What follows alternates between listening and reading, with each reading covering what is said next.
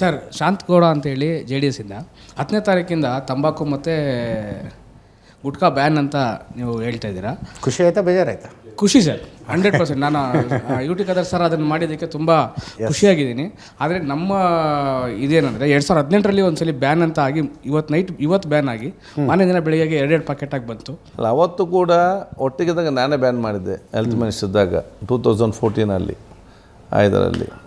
ಈಗ ಅದನ್ನು ಮತ್ತೆ 2 ಪ್ಯಾಕೆಟ್ ಮಾಡಿದರು. ಹೌದು, ಅದಕ್ಕೆ ಈಗ ನಮಗೆ ಸಂಪೂರ್ಣವಾಗಿ ನಮಗೆ ನಿಯಮ ಇಲ್ಲ ಅದನ್ನು ಮಾಡಲಿಕ್ಕೆ.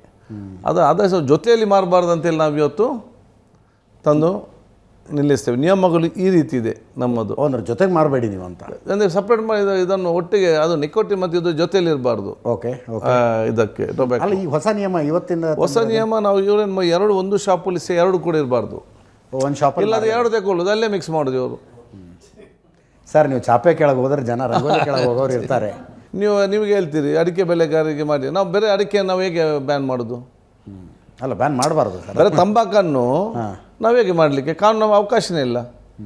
ಬರೀ ನಿಕೋಟಿನ್ ಸಪ್ರೇಟ್ ಇದ್ದರೆ ಅದನ್ನು ಮಾಡಲಿಕ್ಕೆ ಅವಕಾಶನೇ ಇಲ್ಲ. ನಾಳೆ ಹೋಗಿ ಇಷ್ಟೇ ತರ್ತಾರೆ.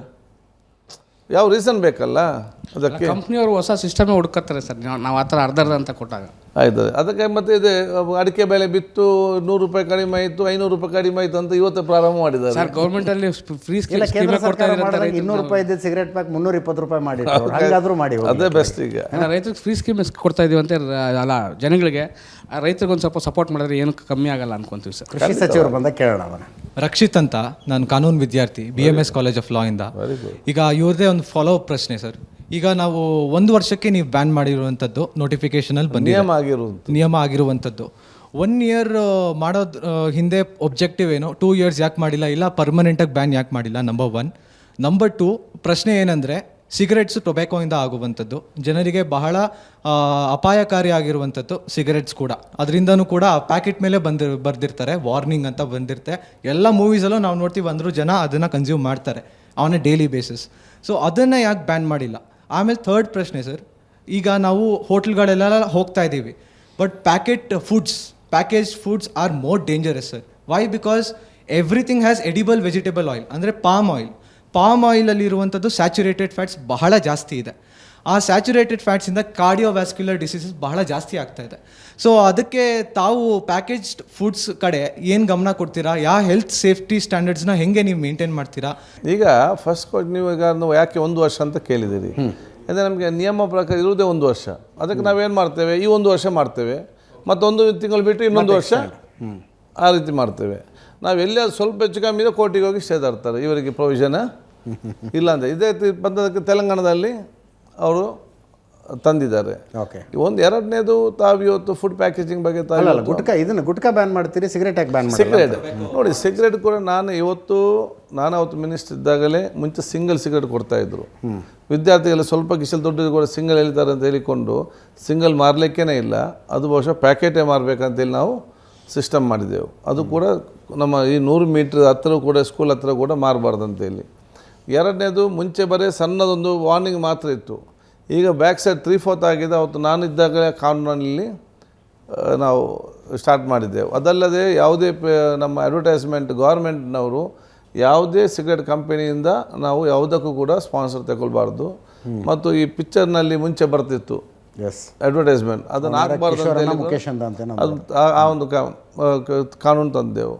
ಟೊಬ್ಯಾಕೋಗೆ ಸಂಬಂಧಪಟ್ಟಂತೆ ಕಾಪ್ಟಾ ಆ್ಯಕ್ಟ್ ಏನಿದೆ ಅದನ್ನು ಕೂಡ ನಾನೇ ಇವತ್ತು ಜಾರಿ ಮಾಡಿದೆ. Control of tobacco and protection ಅಂತ ಹೇಳಿಕೊಂಡು ಚೀಫ್ ಸೆಕ್ರೆಟರಿ ರಿವ್ಯೂ ಮಾಡಲಿಕ್ಕೆ ಅದನ್ನು ನೋಡಿಕೊಂಡು ಆ ಒಂದು ಸಿಸ್ಟಮ್ ಅವತ್ತು ತಂದದ್ದು ಇವತ್ತಾಗಿದೆ.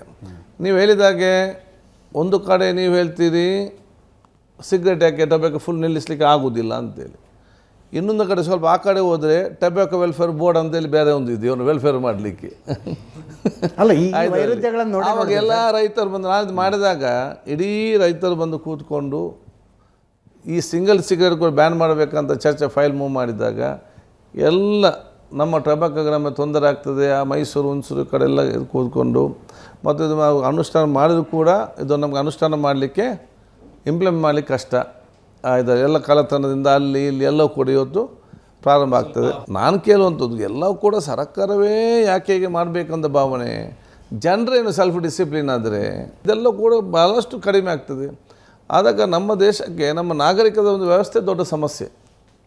ಬೇರೆ ದೇಶದಲ್ಲಿ ಸೆಲ್ಫ್ ಡಿಸಿಪ್ಲಿನ್, ಕಸ ಬಿಸಾಡೋದಿಲ್ಲ, ಈ ರೀತಿ ಒಂದು ಸಿಸ್ಟಮ್ಯಾಟಿಕ್ ಇರುವಂಥದ್ದು ಇದರಲ್ಲಿ. ಅದು ಪ್ಯಾಕೇಜ್ ಫುಡ್ ಇನ್ ಕನ್ಸರ್ನ್ ಕೂಡ ಪ್ಯಾಕೇಜ್ ಕೊಡಿ ಅದನ್ನು ಯಾಕಂದರೆ ಒಂದೊಂದು ದೇಶ ಒಂದೊಂದು ಕಾನೂನಿದೆ. ಈ ಪ್ಯಾಕೇಜ್ ಮನಿ ಇಡೀ ನಿಲ್ಲಿಸಂದರೆ ನಮಗೆ FCC ಪವರ್ ಕೂಡ ಇಲ್ಲ. ಯಾಕೆ ಆ ಇಂಡಸ್ಟ್ರಿ ಓಪನ್ ಮಾಡುವಾಗ ಕೆಲವು ರೈಟ್ಸ್ ಕೊಟ್ಟಿದ್ದಾರೆ. ನಿಮ್ಗೆ ಎಷ್ಟು ದಿವಸ ಪ್ಯಾಕ್ ಮಾಡ್ಬೋದು, ಹೀಗೆ ಪ್ಯಾಕ್ ಮಾಡ್ಬೋದು, ಅದೇ ಮೆನ್ಷನ್ ಹೀಗೆ ಹಾಕ್ಬೋದು ಅಂತೇಳಿ ಈ ಮೆನ್ಷನ್ ಮಾಡಬೇಕಂತ ಆ ರೂಲ್ಸ್ ಪ್ರಕಾರ ಮಾಡ್ತಾರೆ. ಅದ್ರ ಪ್ರಕಾರ ಮಾಡ್ತಾ ಇದ್ದಾರೋ ಇಲ್ವೋ ಅನ್ನೋದಷ್ಟೇ ನಾವು ನೋಡೋ ಪ್ರಶ್ನೆ. ಉದಾಹರಣೆಗೆ ಅಮೇರಿಕಾದಲ್ಲಿ ಕಿಟ್ ಕ್ಯಾಟ್ ಸಿಗ್ತದೆ, ಅಮೇರಿಕಾದಲ್ಲಿ ಪೆಪ್ಸಿ ಸಿಗ್ತದೆ. ಹೌದು, ಅಲ್ಲಿ ಶುಗರ್ ಇಲ್ಲದಂಥ ಪೆಪ್ಸಿ. ಕಿಟ್ ಕ್ಯಾಟ್ನಲ್ಲಿ ಕೂಡ ಶುಗರ್ ಭಾಳಷ್ಟು ಕಡಿಮೆ, ಅಲ್ಲಿ ಸ್ವೀಟ್ ಇದೇ ಇಲ್ಲ, ಯಾವುದು ಟೇಸ್ಟೇ ಬೇರೆ ಟೇಸ್ಟ್. ಅದೇ ಕಂಪನಿಯವರು ಇಲ್ಲಿ ಮಾಡುವಾಗ ಸಕ್ಕರೆ ಸುರಿತಾರೆ, ಇವತ್ತು ತ್ರಿಬಲ್ ಇದಕ್ಕೆ. ಅಲ್ಲಿಯ ಸ್ಟ್ಯಾಂಡರ್ಡ್ ಅಲ್ಲಿ ಸ್ಟ್ಯಾಂಡರ್ಡೇ ಬೇರೆ ಮಾಡ್ತಾರೆ, ಇಲ್ಲಿ ಸ್ಟ್ಯಾಂಡರ್ಡೇ ಬೇರೆ. ನಾನು ಅದನ್ನು ಎನ್ಕ್ವೈರಿ ಮಾಡಿದೆ, ಇದು ಯಾಕೆ ನಾವು ಬಿಡಬಾರ್ದು ಅಂತೇಳಿ. ನಮ್ಮ ರಾಜ್ಯದ ನಾನು ಚರ್ಚೆ ಮಾಡಿದೆ, ನಮ್ಮ ರಾಜ್ಯ ಮಾಡಬೇಕಾದ್ರೆ ಅದೇ ಸ್ಟ್ಯಾಂಡರ್ಡ್ ಮಾಡಿದ್ರೆ ಮಾತ್ರ ಮಾಡಬೇಕು. ಆಗ ಏನು ಚರ್ಚೆ ಬಂತು, ನಮಗೆ ಕೇಂದ್ರದ ಈ FSSAI ಆ್ಯಕ್ಟ್ ಮಾಡುವಾಗ ಅಲ್ಲಿ 25% ಏನು ಆ್ಯಡ್ ಮಾಡಲಿಕ್ಕೆ ಇದಂತಿದ್ದರೆ ಇಲ್ಲಿ 200 ಮಾಡುವಂಥ ಪರ್ಮಿಷನ್ ಇದೆ ಅವರಿಗೆ. ಸೊ ಆ್ಯಕ್ಟಲ್ಲಿ ಅವ್ರಿಗೆ ಪರ್ಮಿಷನ್ ಕೊಟ್ಟಿದ್ದಾರೆ. ಅದು ಆ ಕಾಲದ ಯಾಕೆ ಕೊಡ್ತಾರೆ ಅಂತ ಹೇಳಿದರೆ ಇಂಡಸ್ಟ್ರಿಗಳು ಬರಲಿ ಅಂತ ಹೇಳಿಕೊಂಡು ಅವರು ಬರುವ ಸಂದರ್ಭ ಡಿಮಾಂಡ್ ಇಡ್ತಾರೆ. ನಮ್ಗೆ ಇಷ್ಟ ಹಾಕ್ಲಿಕ್ಕೆ ಕೊಡಬೇಕು, ಇದು ಹಾಕ್ಲಿಕ್ಕೆ ಕೊಡಿ, ಒಮ್ಮೆ ಬರಲಿ, ಇಲ್ಲಿ ಇನ್ವೆಸ್ಟ್ಮೆಂಟ್ ಆಗಲಿ ಅಂತ ಹೇಳಿರುವಂಥದ್ದು. ಈಗ ಇಂಡಿಯಾ ಆಲ್ರೆಡಿ ಡೆವಲಪ್ ಆಗಿದೆ, ಅವರು ಅವಲಂಬಿತ ಆಗಲೇಬೇಕು ನಮ್ಮ ಮೇಲೆ. ಈಗ ಕೃಷ್ಣ ಬೈರೇಗೌಡ ಅವರು ಫುಟ್ಪಾತ್ ಕ್ಲಿಯರೆನ್ಸ್ ಅಂತ ಮಾಡ್ತಾ ಇದ್ದಾರೆ. ಬಟ್ ಏನಾಗ್ತಾ ಇದೆ ಅಂದರೆ ಒಂದ್ಸತಿ ಅಧಿಕಾರಿಗಳು ಬಂದು ಹೋದ್ಮೇಲೆ ತಿರ್ಗಾ ಅವರು ಸೆಟಪ್ ಮಾಡ್ಕೊತಾ ಇದ್ದಾರೆ, ಅವರವರ ಸ್ಟಾಲ್ಸು ಎಲ್ಲ ಸೆಟಪ್ ಮಾಡ್ಕೊತಾ ಇದ್ದಾರೆ ಫುಟ್ಪಾತ್ಸ್ ಮೇಲೆ. ಹೀಗೆ ನೀವೂ ಕೂಡ ರೇಟ್ಸ್ ಹಾಕ್ತಾ ಇದ್ದೀರಾ ಎಲ್ಲ ಕಡೆ ಕೂಡ. ಈಗ ನಾವು ಅದನ್ನು ಈಗ ಒಂದ್ಸತಿ ಮಾಡಿ ನೆಕ್ಸ್ಟ್ ಮಂತ್ ಮಾಡಲ್ಲ, ಅದ್ರ ನೆಕ್ಸ್ಟ್ ಮಂತ್ ಮಾಡಲ್ಲ ಅಂದರೆ ತಿರ್ಗಾ ಅದೇ ಪ್ರಾಬ್ಲಮ್ ಸ್ಟಾರ್ಟ್ ಆಗುತ್ತೆ. So I would like to suggest surprise visits ಮಾಡ್ತಾನೆ ಇರ್ಬೇಕು every month, so that they have a fear. ನಮ್ಮ ಯುವಕರಾಗಿ ನಿಮ್ಮ ಆಲೋಚನೆ ಸರಿ ಇದೆ. ಅದು ಪ್ರಾಕ್ಟಿಕಲ್ ಪ್ರಾಬ್ಲಮ್ ಏನು, ಈ 6.5 ಕೋಟಿ ಜನಸಂಖ್ಯೆಗೆ ಇಲ್ಲಿ 150 ಫುಡ್ ಇನ್ಸ್ಪೆಕ್ಟರ್ ಇಟ್ಕೊಂಡು ಇವರು ಎಲ್ಲಿದನ್ನು ನಾವು ಆಗ ಟೆಸ್ಟ್ ಮಾಡಿ ಆಗ್ತದೆ ಒಂದು. ಅದರ ಜೊತೆ ಇನ್ನೂ 100 ಕೆಲಸ ಇದೆ. ಅದಕ್ಕಾಗಿ ನಾನು ಕೂಡ ಆಲೋಚನೆ ಮಾಡ್ತಾ ಇದ್ದೇನೆ, ಒಂದು ವಾಚ್ ಟೀಮ್ ಅಂತ ಮಾಡಬೇಕಂತ ಇದೆ ಎಲ್ಲ ತಾಲೂಕಿನಲ್ಲಿ. Senior citizens above 60 good doctors, engineers, police officers, lecturers, ಇಂಥ 4 ಜನನೆಲ್ಲ ತಾಲೂಕಲ್ಲಿ ಮಾಡಿ ಅವರು ಆಗಿಂದ ಅವರಿಗೆ ಒಂದು ವಾಚ್ ಮಾಡಲಿಕ್ಕೆ ಮತ್ತು ನಮಗೆ ಮಾಹಿತಿ ಕೊಡಲಿಕ್ಕೆ ಒಂದು ಇದು ಮಾಡ್ಬೋದು. ಒಂದದು. ಸೆಕೆಂಡ್ ನೋಡಿ, ನೀವು ಒಂದು ಹೋಟೆಲಿಗೆ ಹೋದಾಗ ಅಲ್ಲಿ ಮುಂದೆ TV ಇರ್ತಾರೆ. TVಯಲ್ಲಿ ಅವರ ದೋಸೆ, ಅವರ ಮಟನ್, ಅವರ ಮೀನು ಕರಿ ಇದನ್ನೆಲ್ಲ ತೋರಿಸ್ತಾರೆ. ಹೌದು, ಅವರ ಕಿಚನನ್ನು ತೋರಿಸಲಿ ಅಲ್ಲ, ಅವರ ಸ್ಟೋರ್ ರೂಮನ್ನು ತೋರಿಸಲಿ. ಯಾರು ಸ್ವಚ್ಛತೆಯಿಂದ ಇರ್ತಾರೆ ಅವರು ಧೈರ್ಯವಾಗಿ ತೋರಿಸ್ತಾರೆ, ನಮ್ಮ ಜನರಿಗೆ ವಿಶ್ವಾಸ ಬರ್ತದೆ ಅವಾಗ. ಅದನ್ನು ಕೂಡ ನಾವು ಅದನ್ನು ಸೂಚಿಸ್ತೇವೆ. ಎಲ್ಲ ಕಡೆಯಲ್ಲಿ ಅವ್ರು TV ಹಾಕಬೇಕು, ಅವರಿಗೆ ಕ್ಯಾಮರಾ ಇಡಬೇಕು. ಅದನ್ನು ಕಂಪಲ್ಸರಿ ಮಾಡ್ಬೋದಾ? ಏನು ಮಾಡೋದು, ಅವ್ರು ಮಾಡೋದಿಲ್ಲ ಅಂತ ಎಲ್ಲರ ಮೇಲೆ ಡೌಟ್ ಬರ್ತದೆ. ಹೌದು, ಈಗ ನಾನು ನನ್ನ ಕಿಚನನ್ನು ಕ್ಲೀನ್ ಇಟ್ಟುಕೊಂಡು ನಮ್ಮ ಅಡುಗೆಯವರಿಗೆ ಕ್ಲೀನ್ ಡ್ರೆಸ್, ಕ್ಲೀನ್ ಶೇವಿಂಗ್ ಏನು ಬಲ್ಲ ಕ್ಲೀನ್ ಆಗಿದ್ದರೆ, ನನ್ನ ಸ್ಟೋರ್ ರೂಮನ್ನು ನಾನು ಬಲ್ಲ ಕ್ಲೀನಾಗಿ ಇಟ್ಟಿದ್ರೆ ನನಗೆ ನನಗೆ ಖುಷಿ ಅಲ್ವಾ? ಅದು ಮಾಡಬೇಕು ಅವರು. ಸೊ ಅವ್ರು ಹಾಕದಿದ್ದರೆ ಅಲ್ಲಿ ಕ್ಲೀನ್ ಇಲ್ಲ ಅಂತ ಅರ್ಥ. ಸೊ ಜನ ಅಲ್ಲಿ ಹೋಗೋದಿದ್ದಾಗ ಮತ್ತೆ ಆಟೋಮೆಟಿಕ್ ಆಗ್ತಾರೆ ಎಲ್ಲರೂ ಕೂಡ.